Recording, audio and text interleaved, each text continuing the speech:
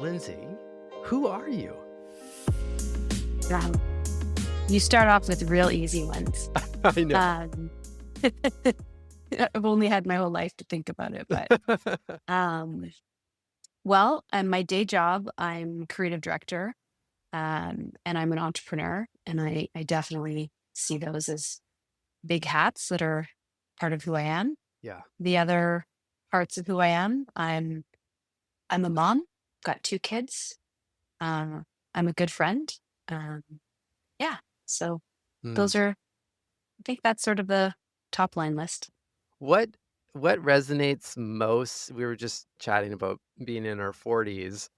As you're in your 40s right now, if you had to pick some words or characteristics, like outside of the job aspects, what really stands out for you that you've kind of evolved into over the last, 40 plus years? Mm. I think that the nature of starting a business, I don't necessarily know that I saw myself as a natural risk taker. Mm, I think that I was always an ideas person. I was always a creative person. I was a feeling person, an observant person. But the decision to kind of take the leap, when I wrote my book, I had kind of a bit of a bucket list in my head, and some of the things on my list were writing a book and starting my own agency. And I think that making that decision um, to take the leap, and kind of feel that the confidence to do that, and the sense of risk, that came in my 30s, and I think that that was really big in terms of kind yeah. of setting up a foundation, new foundation of who I was going to be. What were you doing before taking those two big leaps? What was life like? So at the time, I had been running another agency for the better part of 10 years. I'd been doing that with a partner, and it was a pretty cozy gig. We kind of had a lot of autonomy. Um, it was kind of an easy path, and I think that path could have continued. But I think sometimes there's these, voices in your head that you Yeah. have and that you kind of hear, and you say, okay, not now, but maybe later, not now, but maybe later. And I think those voices they kept getting stronger and stronger. And around that time, I had been working on a few different things I'd been working on a children's book. I'd been working on an exhibition to celebrate my family history. And those were sort of two big things on my bucket list. And I think when those happened, I definitely felt a sense of like, wow, like you don't have to be, we are always making dreams come true. We are always knocking things off those lists. And I think that once you start to feel a little bit of that momentum, the next thing on that list was really starting a business, Hmm. and so taking that leap. Yeah. What's the deal with the 30s? I feel like I had the same voices in my head in my early 30s, and gosh, it really, I mean, for the better. I mean, it's the It's only true. reason we're speaking, and I'm super grateful. But it's been a hell of a ride, of course, that I'm sure that you can resonate with. But it seems like you get to around that point, and either because I was kind of the same position, things were going really well. I was on a corporate track that had, I mean, there was nothing negative about it. It looked really nice, but then there was this to your point, how you said it, there were these voices in the head, like, which are you going to regret not trying this? And the answer was like, yes, so I have to do it, and kind of took the leap as well. Um, like it's crazy, and it's crazy that happened. Maybe it's just enough life experience, is collected until we get to that point in life. But yeah, Yeah, I think so. I think it's true. Like, I think by that point, I think there's people who always, people who made the leap sort of right away. They yeah, graduated university, then they started their own things in their 20s, and maybe they didn't need kind of any roadmap or kind of collective life experience under their belt to just sort of do it. But I think for a lot of us, by your 30s, you've kind of been around long enough to have had a few experiences, and you hmm, can kind of, I think it's almost like you reach a point where you can look backwards and forwards. And you can start to sort of say to yourself, like, what do I want that future to really look like? What else is possible? And I think, I don't know if you felt this way, but it was a little bit like, if not now, like when are you going to do it? Yeah. It's not really going to get any easier. So it's a great time to kind of, if the whole thing falls apart, like what's the worst going to happen? Well, I Yeah. guess I'll just get another job. Totally. Um, and then that was kind of it. So Yeah. It's a great yeah. question. All right. I'm thinking or feeling this energetically that for all the listeners that read your bio before they hit play, they're probably like, ask her about Winnie the Pooh. Why aren't you talking about Winnie the Pooh? So I definitely just fill in the details of the history and your connection and relationship to that globally known beautiful bear. Sure.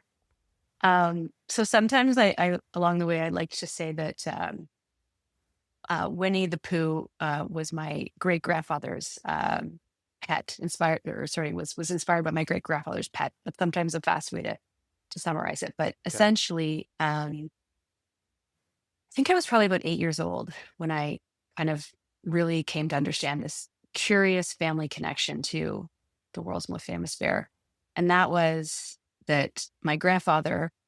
Um, he showed me this diary that had belonged to his father, this 1914 diary. And he showed me the entry that said, August 24th, 1914, bought bear, $20. And Just like everyone does that, exactly, right? like, Okay. okay, random. Um, and he basically went on to just explain, and as I kind of came to understand the family history, that his father, who was a veterinarian, he loved animals. He emigrated from Britain when he was in his late teens. He went to veterinary college in Guelph, became a vet, moved to the city of Winnipeg, where he worked for the Department of Agriculture. And when the First World War broke out in 1914, he enlisted to be a part of the Canadian Armed Veterinary Corps to look after the cavalry units. Of course, wars were fought Mm, with horses in First World War. yeah. So he went over to look after the horses. And on his way from Winnipeg to um, to Quebec, where he would train, he stopped in a little town in Ontario called White River. And White River, there was a hunter that was selling a bear cub. And my great grandfather, who loved animals, buys the bear. So there's the bought bear, $20. He buys the bear to become essentially a mascot of his regiment in the army. And he Wow. names the bear Winnipeg, Winnie for short.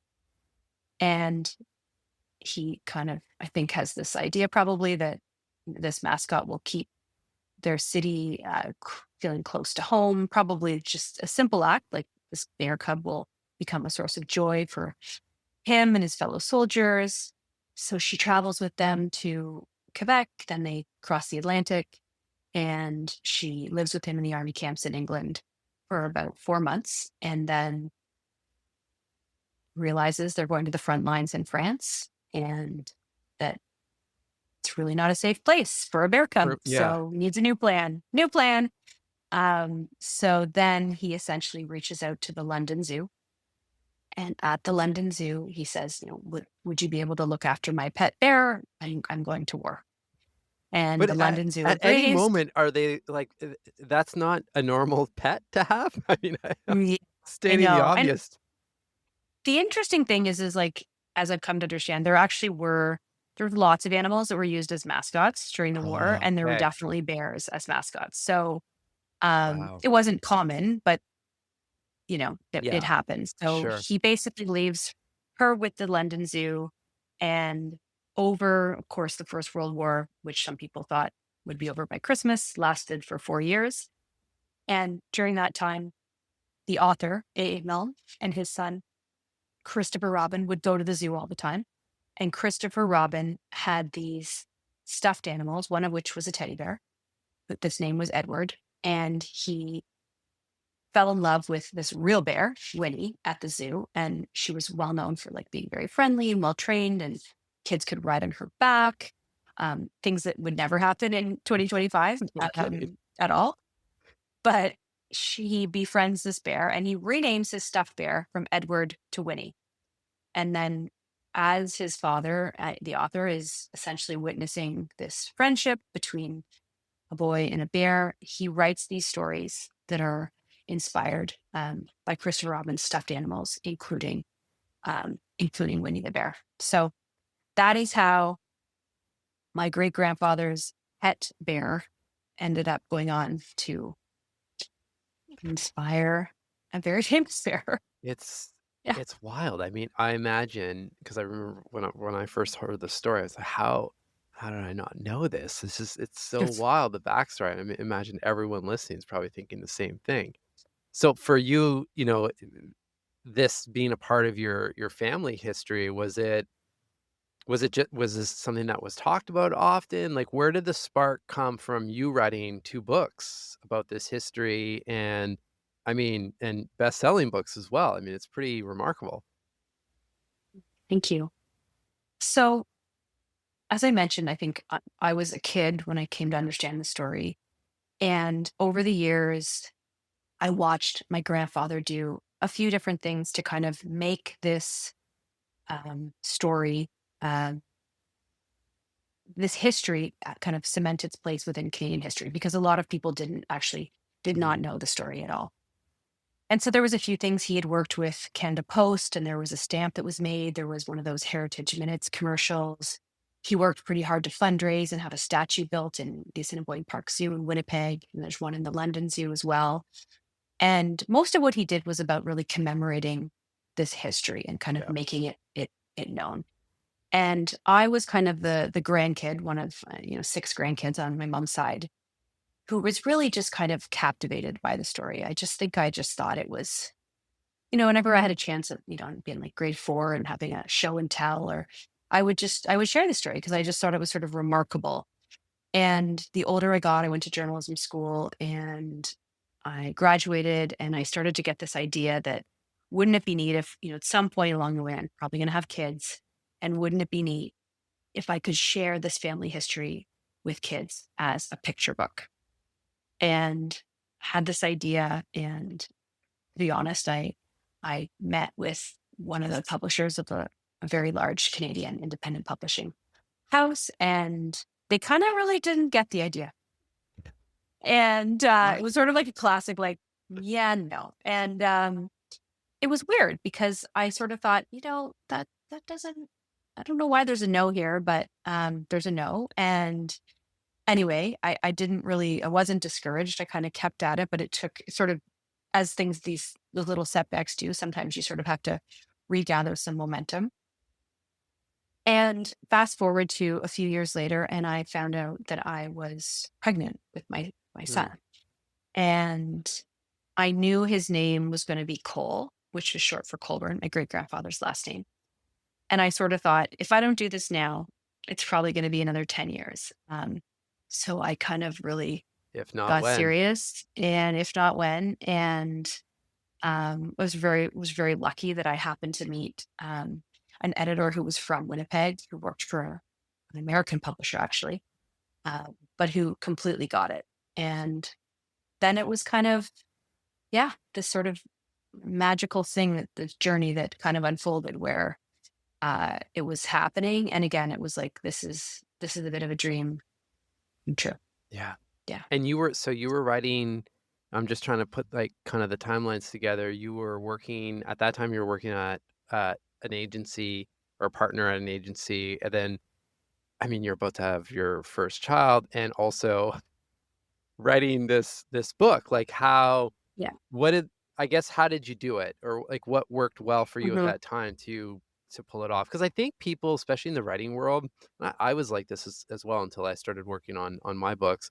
It's like you have a bit of a fantasy or glorified version or a Hollywood version of this beautiful setting of, like, you're unearthing all your family history and bringing Winnie the Pooh to life in a different world, but the reality normally is there's a whole shitload of other things happening, in the background that it's like you're trying to get these projects to move forward essentially.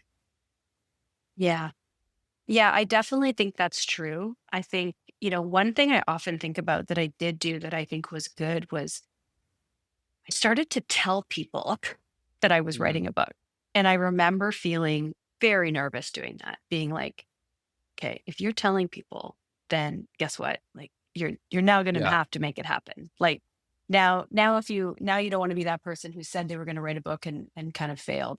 So I think by telling people I was working on it, it did a few things. It definitely kept me honest with making sure that I was not letting this dream, this idea die. It also served to put it out there into the universe, which was how I came to meet the editor that I met, Yeah. because I had had a conversation with a friend who said, "Oh, you've got to meet my aunt." So that was a good thing. And then it became, as far as the writing process, which definitely is easier when you don't have kids yet. Yeah. Um, but I think it was, it was a question of just kind of carving out time, like, and finding the space to do it. I mean, it was a picture book, so it was shorter. So it's definitely, but still, it's really involved. Um, and then the process of finding an illustrator, which was really kind of an interesting process as well, because Yeah, where do then you even you're start kind with of that? editing to. Well, actually, that was really interesting because at the time, I didn't have kids, so I hadn't really. It had been a while since I'd spent a lot of time around children's illustrations and children's illustrators. So basically, my editor said, "Is there anyone you'd really like to do this?" And I said, "Well, let me think about it." So I camped out at like various libraries for like hours. I mean, like, I'm that person sitting on the floor of the children's Yeah, section of the library with no kids, just pouring through different illustrators. And I ended up coming across Sophie Blackall's work. And weirdly, though, I came into it in kind of a backwards way. She had written an adult book um, where she had illustrated called Missed Connections. And Missed Connections was essentially this book where she illustrated. I don't know if you've ever read those, sort of like when people no. say they write something in a newspaper, which is like you did that on the subway and you made eye contact with somebody, but you didn't get off at the same stop Oh, and you wanted to write something in the newspaper to potentially find that missed connection. yeah, oh, So interesting. she had taken this collection of missed connections and she illustrated them into a book. And it was and then she did, of course, she illustrated many children's books, but there's something about the illustrations in that adult book that really spoke to me. Mhm. And I had this idea too that I thought really, in a way, the fact that she understood how to bring to life a moment, a missed connection, I felt intuitively like this story, my great grandfather's story, is kind of about a moment. It's about a very unexpected moment that Yeah. nobody had any idea would go on to have massive repercussions. He just bought a bear. Like, Yeah. that's all he did. He took $20 out, which was a lot of money back then, about $500, so not insignificant. But he made a purchase and then he named a cub. And then next thing you know, 110 years later, I'm buying a toothbrush at Walmart with Winnie the Pooh on it. Like, the And ripple effect of so that is the it's ripple insane. effect is so I had this sense of like she would appreciate the story. Yeah. So my editor she then went to Sophie to ask her if she'd be interested. And the really amazing thing was that Sophie said that the reason she wanted to be an illustrator in the first place was because of V.H. Shepard, who of course illustrated the Winnie the Pooh stories, and that Winnie the Pooh was the very first book that she ever bought with her own money, and she Mhm. bought it for $1 from an antique store. So she Oh, instantly basically said yes to the project. It was um, kind of one of those incredible moments of serendipity. And of course, she then went on to win the Caldecott for, which essentially is the highest award in the United States for children's book illustrations. So it was kind of this meant to be yeah. moment that she came on board. And yeah, that was kind of a really special part of the process. Did you Yeah. feel did you feel energetically or in another way really connected to your great-grandfather going through this whole process? Like, how did it feel for you? Mm, it's a great question.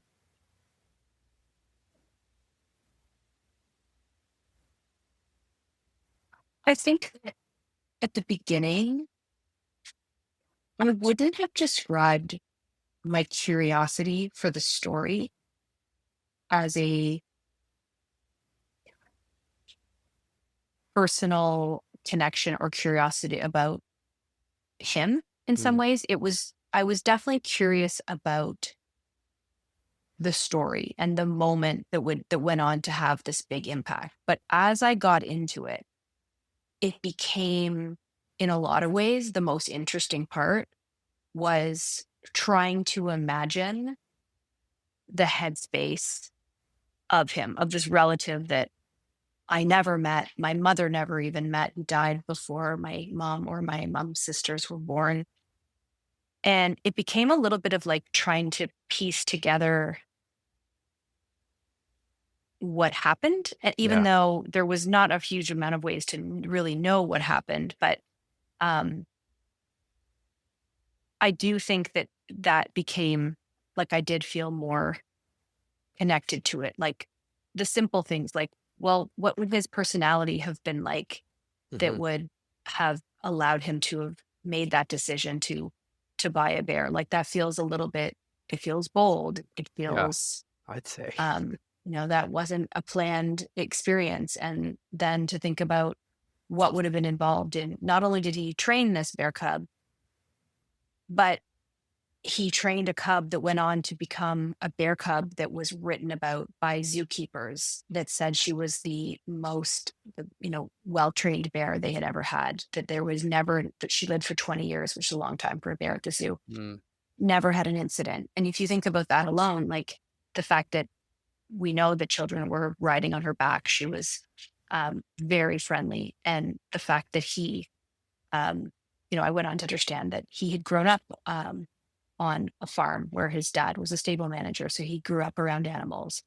And so I started to sort of think more about, you know, what was involved. And it's like you get those little glimmers of where you extrapolate narrative about what somebody was thinking. On the back of a photograph, he would write like, when he's coming home with me uh, one day. And so she, of course, never powerful. did come home. She never came home.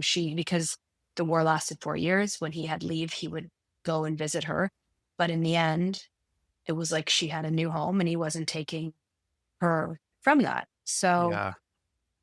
I think, yeah, like I think as the journey sort of unfolded, I went from having sort of one macro view of the story and what happened to having a much more micro view of what he as a person would have been like. What a gift. Seems like a gift just to Yeah. go through that process Yeah. and gosh, It's yeah, it's definitely been a gift. yeah. Yeah. I mean, I don't wanna make assumptions or project, but I mean, I guess what comes to mind just knowing about some of the work that you do at Pomp and Circumstance, like storytelling, and you're kind of in the business of creating ideas and so forth.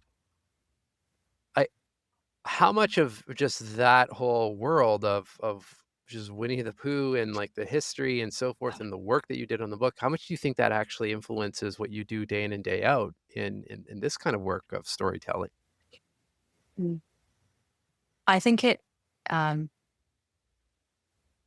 it has massive implications on what I do. I sometimes sort of joke that I feel like a bit of an accidental PR person. Like people will tell me that like I'm not great at doing my own PR. I'm really great at telling stories. I'm really great at mining out and teasing brand stories or other people's stories. But when it comes to sort of, self promotion, it's like just not great at it. Sure. And I think that one of the things that I was drawn to in going, I originally thought I would end up in journalism. And I realized that the sort of gift that I could bring to PR was my sense of story. And I think that so when we look at, how do we create meaningful, interesting programs for our clients, we think first and foremost like storytellers. We think like, well, why does a journalist care about this? A journalist doesn't care about companies just because a company wants to market themselves. A journalist is not in the business of telling stories about why said company is so great. Mhm. They're in the business of telling stories that connect with people, inform them about something, um, tell them something about a greater good. Um, and I think that we've applied that sensibility, that keen eye for storytelling in what we do at Pomp. So I remember like some of the first campaigns that when we first launched the agency, we did a campaign. Our big anchor client at the time was Bacardi. And we did a program for her. They had a series of 5 scotches. And we did a program where we did a scotch tasting and we hired a theater troupe to write a play. And the idea was that the play, the actors would in situ on stage tell these little stories, these little vignettes that would lead to learning about the different 5 flavors of the scotches. Mm. And so these events that we did was we invited media to this theater and they watched the performance of these actors essentially doing live scotch tasting. And then all the guests were invited onto the stage to, um, have a taste, and try it out. And so I think, that's one example. There was many examples though, where we look at, if we were launching a product, like I'll ask questions like, well, what's the history of that product? How can we sort of go deep? What is it? What are the insights that we want somebody to either feel or think about? And I think that level of storytelling is a part of what, as an agency, we've become known for is our ability to think creatively, as it relates to helping businesses use storytelling, um, to introduce themselves and to connect with consumers. It's fascinating. I mean, what strikes me is like you're looking for those moments of the purchase of the bear kind of moments, right? That most people probably have no idea about or have glazed over for whatever reason, right? And you're pausing, slowing down, and asking the questions to get to that history and that insight. Then you have just this like rich playing field essentially to work with and shape and mold and so forth. Yeah, absolutely. It's we did a campaign for, um, Mercedes Benz a few years ago called Power Suit, and we were looking for a way to take this very kind of broad idea that they had as a global platform, which was about getting more women to consider Mercedes, called She's Mercedes. And it didn't really mean anything in the Canadian market. And we said, well, how can we make it have meaning? And, one of the people on my team had this brilliant idea that, we could express it as what would it look like? What would sort of power look like as as a suit, as a power suit? So we Hmm. created a campaign where we had 3 different kind of powerhouse women work with designer Pink Tartan, to actually create their versions of power suits, and then they gifted it to someone in their life who was one of their sort of mentees.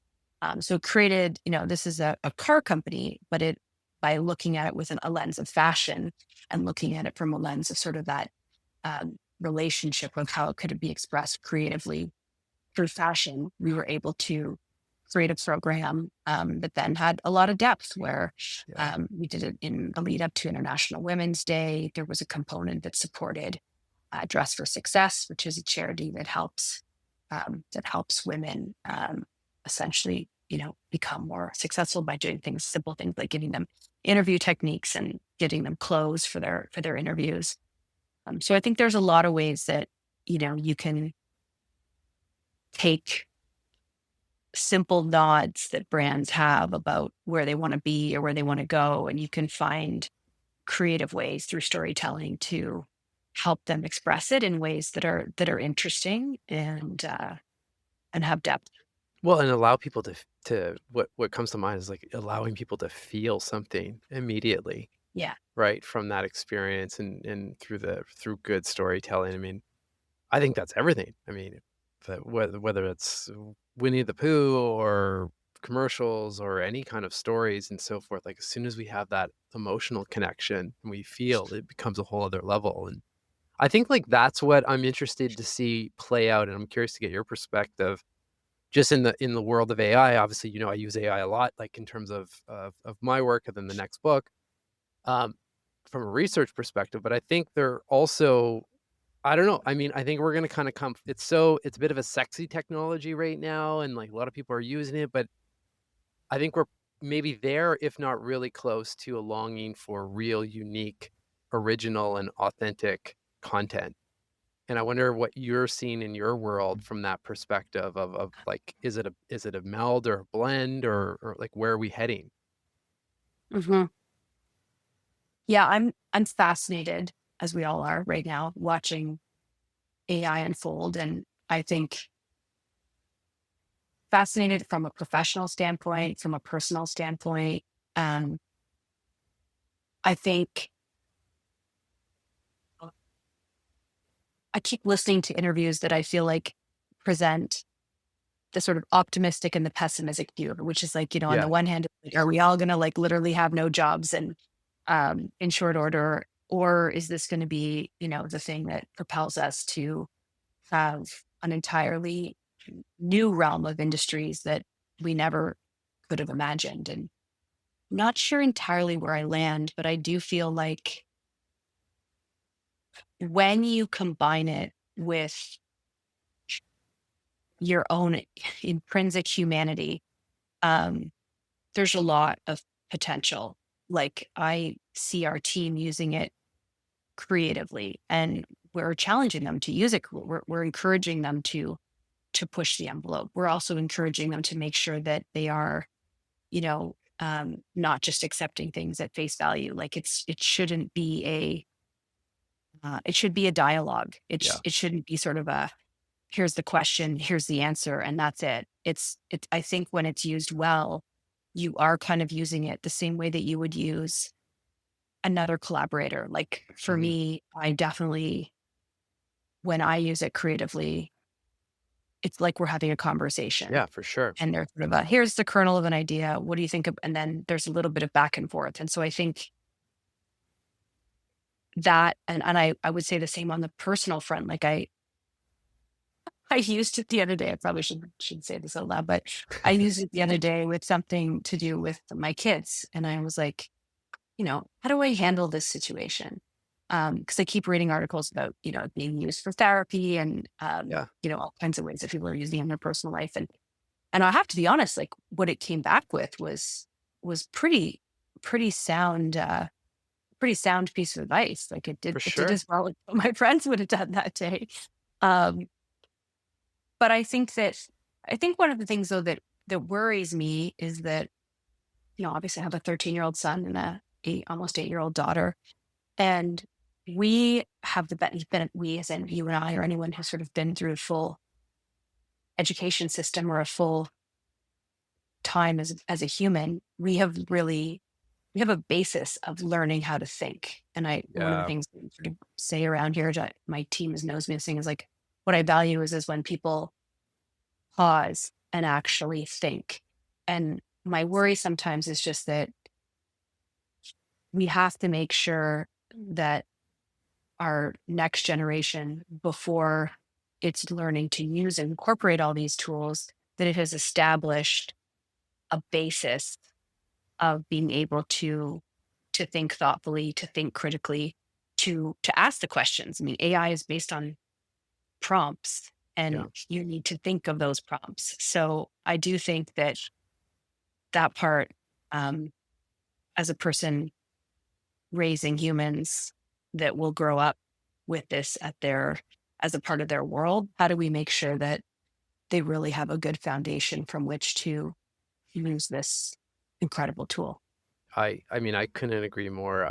and I feel because there's no doubt we'll see. I think we'll see a very clear group of people of kids that are growing up that are just posing kind of the simple questions and letting, AI and the machines essentially do it all versus, to your point, the ones that tap into like our innate ability of being human and humanity and like go into dialogue and so forth. You'll coming back to story and feeling, you'll feel that immediately in their work and their presence. And ironically, I mean, I so I'm, of course, using AI to have these conversations, but I interviewed Einstein and Rumi recently for a Substack, series around, like, how do we actually live with AI in today's world? And it all keeps coming back from them. It all keeps coming back to humanity. Like, don't forget the humanity part of it and slow Hmm. down and ask the questions and exactly what you're saying, like, have the dialogue, leverage the tools, of course. It's a great tool. Can't argue that. But it's like you need to take a beat, right? A bit of a Yeah. pause. It for it Yeah. and I feel like that can be used for anything, like, where when as soon as you turn on t Yeah. like, you fall into autopilot, and I see this with a lot of the corporate teams I work with, 100%. like, that's where, like, "Wait a second, how'd I get here?" So you kinda stopped asking questions, right? Yeah. So it's Yeah. almost And the same. we need to balance our need for speed. Like we, Yeah, it's like we're the generation of like Amazon. We're the generation of like, we get everything without waiting for it. It's like you want something, you just put the search term in and it's there. You need a hammer, it shows up at your door 4 hours later. Like, so true. and while speed is great, there's a place for speed. There's definitely a place, like as you said, like for the pause. And I also think that, like, one of the things I think is that I also try to do this thing where I make sure I'm doing my own thinking and there's a certain momentum of your own thoughts that if you allow that to kind of play out a little bit before you're engaging, say, the AI on the Yeah. path, because, and that's a skill in and of itself, is like the Mhm. practice of just continuing to think and to allow your own mind to express itself and to wander. And, I was using it while traveling with my kids this summer, and it was great. It was like, I felt like, to be honest, it was the first time I had really, really used it in sort of a live way as I was traveling. I took my kids to Sicily, to Taormina, and I would kind of just use it really for just information right before we would, but in a way that was kind of magical, because I could say to it like, how should I talk about this, to that'll be fun and interesting and engaging for a 7-year-old and a Oh, 13-year yeah, old. so smart. And then I would walk, I'd walk into this ancient theater, and I'd be talking about these gladiatorial games that went on and different things. And my kids would be like, "Mom, how do you know all this?" And I'm like, "Because I'm a I'm tour guide. chatting what as I walk in." But like, just the idea though that you have your own curiosities first, and that those curiosities, those sort of natural instincts of, and you of course, your book's all about questions. So making sure that we are anchoring our own questions and using it as then a gateway to have tools help us answer them in more fulsome ways, but that those initial sparks of curiosity, like, that's, I think, what is intrinsically human. Yeah, yeah. What are the do you have any practices that work for you really well over the years that I guess the way to describe it would be quiet your minds that those sparks, are allowed to surface or that you can see them? Like, when is your mind most quiet? Mm. So I am a morning walker. I um almost, not every morning, but almost every morning for the better part of 5 years, I religiously get up and I pretty much walk at sunrise, Mm, for about an hour and 15 minutes. And I find that that space, it's like, I think all of us who are busy parents or, busy employees, busy humans, it's Yeah, really hard to make sure that you're carving out time that is kind of uninterrupted and just yours. And I have found that that time, like, it's very rare that somebody's calling me at 6:30 in the morning sure. to ask me something. And I feel like whether that's time to just walk and think, or time to listen to music, or listen to something that starts off, leads to something inspiring, and then there's some quiet space that I allow after it. Like, I have found that movement, like the Mm, idea that you're moving, and this sort of daily ritual of taking in the beginning of the day, yeah. I find really has become really important to me. Like, I can tell the difference of a day that I've had sort of allowed that time and space for myself, or I haven't. I Yeah. really feel it if I haven't had it. And I think, the evening can be can offer that time too. Like, sometimes I sort of joke when you see things that are like 10-minute meditation. It's like everyone has 10 minutes. And it's sort of true though. Like, sometimes it feels like as if it's a luxury, but it really, like, 10 minutes does make a difference. Like, if you Yeah. just sit down in a chair, or I'll sit on my porch sometimes, and you just literally do nothing for 10 minutes. Yeah. Um, It's powerful. it's kind of it's pretty powerful because we are constantly thinking, moving, responding. And I find, maybe everybody feels this way, but it just feels like it's ramped up Oh, um, yeah. a lot in the last few years. Yeah. I think Yeah. I really do think it's the superpower moving forward in our society for those who have practices like what you just described, just by default are gonna stand out to from those that don't, 'cause we just we can't operate in this pace without any kind of mental fitness is what I would call it, like what you're doing in the morning, and the thing is, like, what I love about what you shared, it's like, that's super accessible. I mean, it's not like you're saying, "Hey," like, you're out there training for an Ironman every single morning, which also fantastic, but, like, I mean, some of the greatest speaking of Einstein, I mean, he was really well known for taking long walks just to think.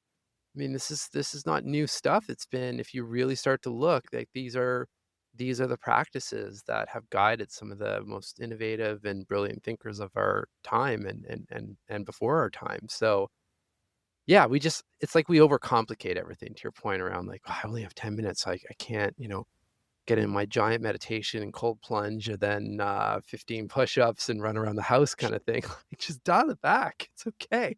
Yeah. It's okay. It's Like, okay. Just sit down and just sit there.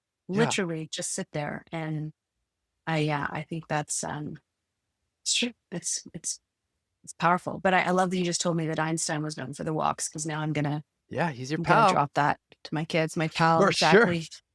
I love it. I don't think the same magic is happening on my walks, but I love that Oh, there's a lot of magic. I'm a mom.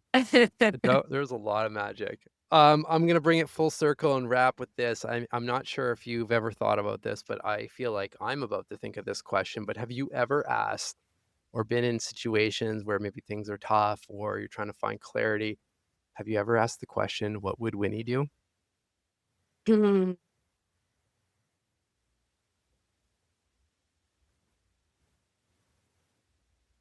I don't actually think I've asked that question, but I've certainly thought about, I mean, I don't know if you've ever read the book The Tao of Pooh, Mm, but there's definitely been a lot of kind of comparisons to the characters in Winnie the Pooh as being, different kind of archetypes of the way humans are. Like, Tigger is always sort of running around and never sort of stops, and Eeyore is yeah. kind of glummy and down, and it's heavy.